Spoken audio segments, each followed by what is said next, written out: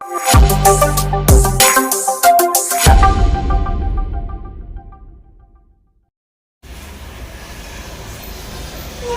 Manjapra mass മോട്ടോഴ്സിനായിരുന്നു. നമ്മുടെ Honda Activa BS6 model വണ്ടിയാണ്. അത് നമ്മൾ സർവീസിന് കയറ്റിയിട്ടുണ്ട്. ജനറൽ സർവീസായിട്ടാണ് ചെയ്യുന്നത്.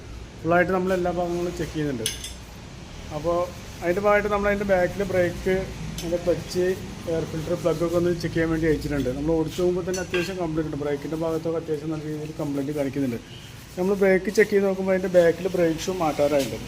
ബാക്കിലെ ബ്രേക്ക് ഷൂം അതുപോലെ ബാക്കിലെ ബ്രേക്കിൻ്റെ കേബിളും ഔട്ടർ ഒഴിഞ്ഞിരിക്കുകയാണ് കേട്ടോ. ഈ ബ്രേക്കിൻ്റെ കേബിൾ അത്യാവശ്യം നല്ല രീതിയിൽ ഔട്ടർ ഒഴിഞ്ഞിരിക്കുകയാണ്. അപ്പോൾ ബാക്കിലെ ബ്രേക്ക് ഷൂം അതുപോലെ ബാക്കിലെ ബ്രേക്കിൻ്റെ കേബിളും നമുക്ക് മാറ്റിയിട്ടുണ്ട്. അത് മാത്രമല്ല ബാക്ക് വീലിൻ്റെ ഈ ബെയറിങ് നമുക്ക് ഓടിക്കുമ്പോൾ വണ്ടി ബ്രേക്ക് പിടിക്കുമ്പോൾ ഒരു കല്ലപ്പ് പോലെയാണ് ഫീൽ ചെയ്യുന്നത്, ഒരു ചതഞ്ഞ ബ്രേക്ക് പോലെ. ആ കംപ്ലൈൻറ്റ് കാണിക്കുന്നത് ഈ ബെയറിങ് പോയിട്ടുള്ള കംപ്ലൈൻറ്റാണ്. ഈ ഗിയർ ബോക്സിൻ്റെ ബെയറിങ് പോയിട്ടുള്ള കംപ്ലൈൻറ്റാണ് കാണിക്കുന്നത്. അപ്പോൾ നമ്മൾ ഈ ബ്രേക്കിൻ്റെ കേബിൾ മാറ്റുന്ന കൂട്ടത്തിൽ നമ്മൾക്ക് ഈ ഗിയർ ബോക്സിന് ഭാഗം വെച്ചിട്ട് ഈ ബെയറിങ്ങും അതിൻ്റെ ഓയിൽ സീലും മാറ്റണം. എന്നാലാണ് ആ ബ്രേക്കിൻ്റെ കേസ് ക്ലിയർ ആവുള്ളൂ കേട്ടോ. ഇതെല്ലാം ചെയ്യുമ്പോൾ അതുകൂടി ചെയ്തു പോയാലാണ് ആ ബ്രേക്കിൻ്റെ കേസ് ക്ലിയർ ആവുള്ളൂ. പിന്നെ അതുപോലെ തന്നെ അതിൻ്റെ ക്ലച്ചിൻ്റെ ഭാഗം ഒന്ന് ചെക്ക് ചെയ്യാൻ വേണ്ടി അയച്ചാണ്. ക്ലച്ചിൻ്റെ ഭാഗത്താണ് അത്യാവശ്യം നല്ല രീതിയിൽ ഓയിൽ ലീക്ക് കാണിക്കുന്നുണ്ട് കേട്ടോ. ഈ ഭാഗത്ത് ഓയിൽ സീലും അതുപോലെ ഓറിങ്ങൊക്കെ പോയിട്ട് അത്യാവശ്യം നല്ല രീതിയിൽ ഓയിൽ ലീക്കാണ് ക്ലച്ചിൻ്റെ ഉള്ളിൽ. എന്നാൽ ക്ലച്ചിൻ്റെ ഭാഗത്ത് ഫുള്ളായിട്ടൊന്ന് ക്ലീൻ ചെയ്ത് അതിൻ്റെ ഓറിങ്ങും ആ ഓയിൽ സീലും മാറ്റിയിട്ട് വേണം നമുക്ക് റീസെറ്റ് ചെയ്യാം. പിന്നെ അതിൻ്റെ ക്ലച്ച് ഷൂ ഒന്നും വേറെ കുഴപ്പമൊന്നുമില്ല. നമ്മൾ ഫുള്ളായിട്ടൊന്ന് അയച്ച് ഗ്രീസ് ചെയ്യാൻ വേണ്ടി അയച്ചാണ് ക്ലച്ച് ഷൂവിൻ്റെ ഭാഗം. അത്യാവശ്യം ക്ലച്ച് വർക്ക് ചെയ്തതിൻ്റെ പൊടിയും കാര്യങ്ങളും തുരുമ്പിൻ്റെ അംശമൊക്കെ നടക്കുന്നുണ്ട്. അപ്പോൾ നമുക്ക് ഫുള്ളായിട്ടൊന്ന് ക്ലീൻ ചെയ്തിട്ട് വേണം ഇത് അത് ഗ്രീസിങ് എടുക്കാം. പിന്നെ ക്ലച്ചിൻ്റെ ഭാഗത്ത് വേറെ ഒരു കംപ്ലയിൻറ്റ് പറഞ്ഞു കഴിഞ്ഞാൽ ഈ വേരിയേറ്റർ ബോഡിയാണ് അത്യാവശ്യം നല്ല രീതിയിൽ പ്ലേ വന്ന് ഓടിയിട്ട് ഇവിടെ തുരുമ്പിൻ്റെ അംശമൊക്കെ കാണുന്നുണ്ട്. അപ്പോൾ ഈ ബോസ് ടൈബും ഈ വേരിയേറ്റർ ബോഡിയും തമ്മിൽ നല്ല രീതിയിൽ പ്ലേ ചെയ്യാം. അപ്പോൾ നമുക്ക് ഈ ബോസ് ടൈബും അതുപോലെ വേരിയേറ്റർ ബോഡിയും മാറ്റിയിട്ട് വേണം റീസെറ്റ് ചെയ്യാം. നമ്മളതിൻ്റെ എയർ ഫിൽറ്ററൊക്കെ ഒന്ന് ചെക്ക് ചെയ്യാൻ വേണ്ടി അയച്ചിട്ടുണ്ട്.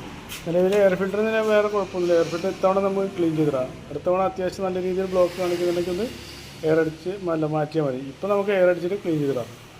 നമ്മളത് എൻജിൻ ഓയിൽ മാറ്റാറായിട്ടുണ്ടായിരുന്നു. എൻജിൻ ഓയിൽ മാറ്റുന്നുണ്ട്. ഇത് നമ്മുടെ ബാറ്ററിയുടെ ഭാഗം ഒന്ന് ചെക്ക് ചെയ്ത് പോകുന്നുണ്ട്. ബാറ്ററി ഇരിക്കുന്നത് എക്സൈഡിൻ്റെ വണ്ടി വന്നപ്പോഴുള്ള ബാറ്ററിയാണ് ഇരിക്കുന്നത്. നിലവിൽ ഇപ്പോൾ സെൽഫൊക്കെ വർക്കിംഗ് ആണ്. എന്നാലും നമുക്ക് ബാറ്ററിക്ക് വല്ല കംപ്ലയിൻ്റ് ഉണ്ടോ എന്ന് കൂടി ചെക്ക് ചെയ്ത് പോകുന്നുണ്ട്. എൻ്റെ വോൾട്ടൊക്കെ ചെക്ക് ചെയ്ത് നോക്കുമ്പോൾ 12.6 ആ റേഞ്ചിൽ വോൾട്ട് കാണിക്കുന്നുണ്ട്. ആ ടെസ്റ്റിലേക്ക് കൊടുക്കുന്നുണ്ട്.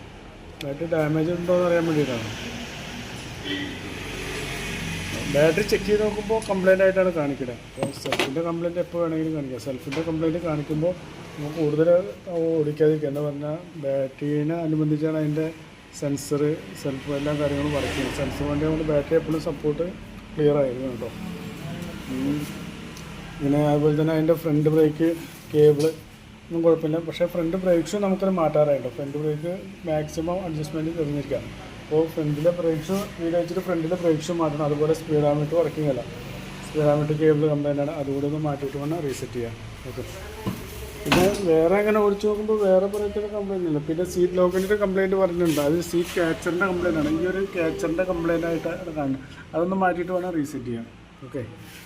അപ്പോൾ അത്യാവശ്യം ബ്രേക്കിൻ്റെ കംപ്ലയിൻ്റ് ആണ് മെയിനായിട്ട് കാണിക്കുന്നത്, ബ്രേക്കും ക്ലച്ചും. അപ്പോൾ 2 ബ്രേക്ക് ഷൂ മാറ്റണം. അതുപോലെ ബാക്കിൽ ബ്രേക്കിൻ്റെ കേബിൾ മാറ്റണം. ആ ഗിയർ ബോക്സ് അയച്ചിട്ട് അതിൻ്റെ ബെയറിങ്ങും ആ ഓയിൽ സീലും അതിൻ്റെ ഓയിലും മാറ്റിയിടണം. പിന്നെ ക്ലച്ചിൻ്റെ ഉള്ളിൽ അതിൻ്റെ വേരിയേറ്റർ ബോഡി ബോസ് ടൈബും ഇതൊക്കെ മാറ്റണം. ഞാൻ അപ്പോൾ നിലവിൽ വരുന്ന വർക്കിൻ്റെ ഒരു എസ്റ്റിമേറ്റ് പറയാം.